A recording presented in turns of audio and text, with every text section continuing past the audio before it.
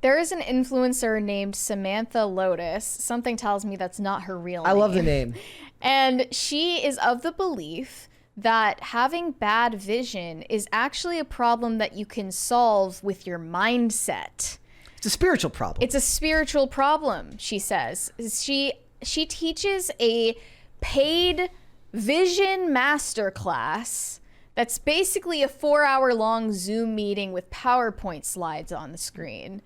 You pay for this, and she will tell you how to fix your vision without any medical intervention needed whatsoever. It's all about your mindset. You need to believe that you can see. Let's look at the case. She looks like a more Let's see her like pitch. She looks like if Alexa Bliss looked like kind of just a normal person rather than she kind of looks like the Ballerina Farm lady. Here we go. Let's listen to what she has to say.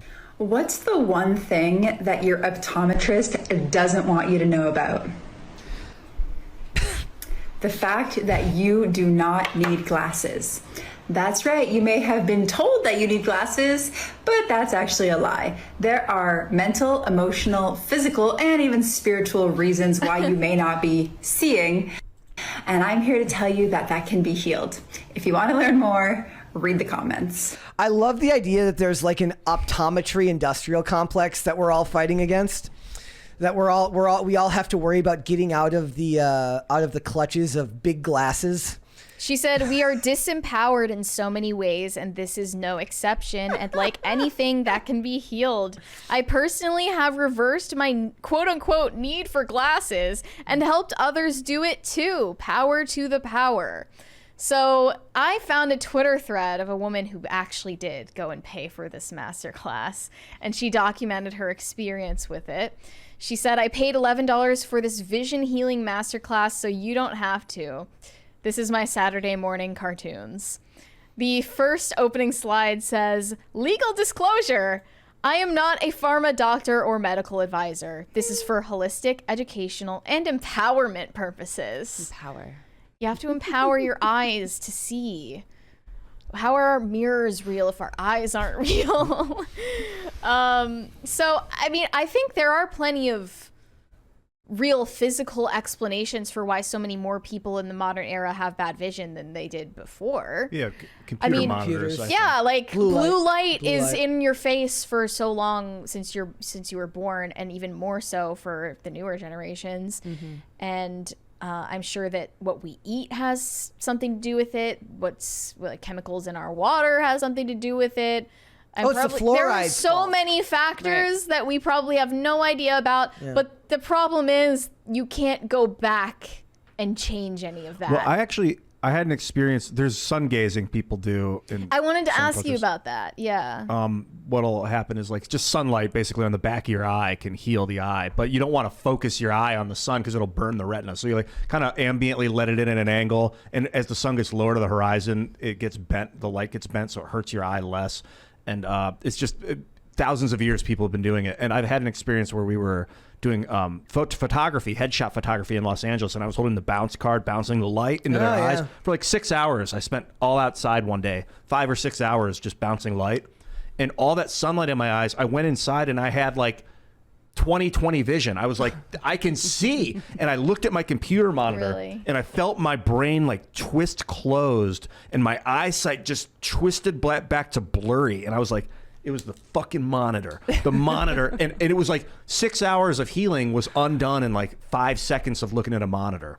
So I don't know. It's just being around computer monitors, unless we can fix the hertz and make it like sunlight. Big monitor, big tech, I guess, not big monitor. Big tech is going to prevent you from healing yourself. I believe there are probably benefits to sun gazing. Yeah. Yeah. When you look far out, right? You know those floaty things in the eye? Sometimes you get those, that'll melt those. It'll burn those away. Like I if you're looking sun at the gazing. sun or near the sun. It feels so good. Just having your head like tilted and like turned and like the sun will be coming in. No wonder ancient civilizations thought that the sun was God. For sure. Like, seems logical to me. I think that's where spirits go when they're like, I saw a white light and I was heading through a tunnel towards a light. I think that light is the sun. I could be wrong. I don't know, but yeah. This is not the first person I've heard say this about spiritual. Do you think eyesight. she's a grifter? I don't know. I had a guy try and heal my eyes by talking me through it in like 2011. Talking you through it. Yeah, How? he would sit down and he'd be like, close your eyes, visualize, like calm your brain, let your eyes. And I didn't get into it. And he's like, are you not into this? And I was like, I'm not into it. Hypnotism, essentially? I think so. Like you have to convince yourself that you have good vision? Maybe. I'm less into the mind over matter. I'm more into the physiological transformation Right. from sunlight and lack of computer monitor light. That was part of her recommendation. Like, get blue light glasses, use like in my course, blue light filters off your screen, and pay me money for my course where I pay tell for you my what you course. already knew. She also seems to believe you can change the color of your eye, your iris, which is a little out there. Wow. I feel like I've heard that before. This is the second person that's said this stuff in my life. So maybe there's something to it. Yeah, she gives a lot of testimonials, like of people who say that this course worked for them, but that's still not teaching you anything. It's just like confirmation bias. This type of like grifter has existed forever, right? For various types of scams. Yeah. I mean, you see a lot of these for cancer treatments and stuff like that. That's even more predatory Yeah. though, because that's Desperation. people's lives at stake, and Like placebo is real. The placebo effect, no one really knows why it works, Yeah. but it's like 10, 20, 30% effective. When you believe that you're healing, your body starts to heal. Not every time, but there's this correlation. Just long enough for them to escape with your money. So if this girl can get someone to believe that their eyes are healing, and then they actually heal their own eyes with their own... Eyes do change color though. Like people's eye color changes depending on the season and stuff like that. My And eyes their are, hydration. I don't know if I believe that. my eyes, I have one hazel eye, and like my eyes are two different colors. So like, I mean, it's not. I wouldn't believe that that's uncommon. Your eye color doesn't change though. They go lighter or darker depending on the season. I wonder if that's... It's dubious. Less so now because I'm inside most of the day. I'm not outside as much. But yeah, I mean, this type of scam has existed forever. And like I said, like I imagine it's harder for somebody like this who then they can get back in touch with you. But back in the day, they would do it just long enough and then escape after they got your money. They're a traveling salesman. Yeah, basically, right? So Yeah, well, this lady who posted this Twitter thread about taking the course is now getting threatened with legal action by Samantha Lotus. She tweeted an update. She said, apparently I'll be hearing from her lawyers for commentary on her presentation that she has given me lifetime access to. Samantha Lotus DM'd this woman saying, "Hey Mallory, since your posts about Samantha go against intellectual property laws as well as protective regulations against defamation, this is a courtesy message letting you know you have 24 hours to remove your posts before we move forward with legal action. Warm regards, Samantha and team." And then she said, "We have your IP address from where you purchased the private masterclass and screen recorded videos of you sharing the entire masterclass content online. When you purchased, you agreed to the terms even though you didn't use your name to purchase or join the Zoom." She started finding her on LinkedIn, on Facebook, on Twitter, on every platform, DMing her about this because she doesn't want to get her grift exposed. yeah. So, I mean, this doesn't exactly help her case. I'm just saying. Not just that, but also, Ian, you will like to see that Meta has released smart glasses. Oh. And people are actually worried about this because they've got like lenses in the Look, corners. you need to just believe that your brain can have a search engine on it. Yes. You don't need the glasses. You need to just believe that you have access You do not need to Google. You do not need Mark Zuckerberg to tell you how to Google things in your brain. You can just do it But yourself with the power of belief. Whatever happened to the Google glasses? I thought that was like a thing that was rolling out already. that was like 10 years Tim ago. wore now. 'em. Yeah, Tim. I remember him mentioning. I never liked the way they looked. What was his experience with them? Did they work? They worked, but I don't know. To be honest, I don't know that I really ever followed up with why he stopped. I think he didn't. Maybe he didn't like the way they looked. They're real obvious. You walk in, you look like a cyborg when you walk in. Really? A room Well, with these them. here. Well, these are supposed to be stylish. They're just Wayfarers. They're Ray-Ban Wayfarers that have capture like they have lenses in the corners. You want to show us the Mark Zuckerberg video? Do we have that? It's in the New York Post article. Was it down at the bottom No. or at the top? Oh, here. Right. Yeah, here it is. The next generation of Ray-Ban Meta smart glasses.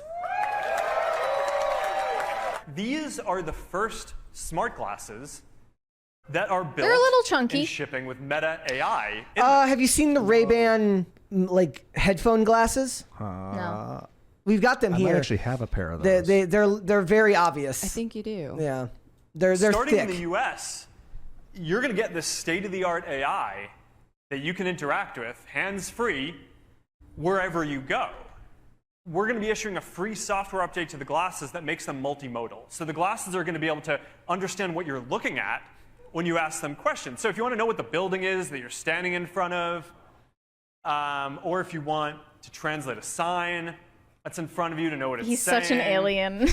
Or if you need help I'm just fixing- picturing it. It's like you've logged out of your Google account. Please log back in. You've logged out of your Google account. Please log back in. Yeah. And it just keeps like you're like, I don't remember my password. My brain doesn't remember my password. It keeps screenshotting Yeah, on like, accident. It's like, or like, no. What's gonna happen? It's gonna be like pick the cars in the display thing. This You're is gonna the walk right making into of a traffic. slapstick comedy for sure. It's like pick the cars in front of you, and you're gonna just get hit by a car because you're gonna be walking thinking you're filling out a CAPTCHA form, and you're just gonna get drilled by a Toyota. It's gonna suck. This sad leaky faucet. You can basically just talk to Meta AI and look at it, and it'll walk you through it step by step how to do it. You're gonna look like a total. You know what it is? He wants people to be as not normal as him. So he Yeah. wants people walking around, interacting with their glasses. But I mean, if an not AI acting like normal people. If an AI is there for you to answer all of your inane questions at all times, how are you ever going to have human interactions? How would you justify having a human interaction, like asking someone what's the temperature today? What does this sign say? Yeah, like I don't know, like Yeah.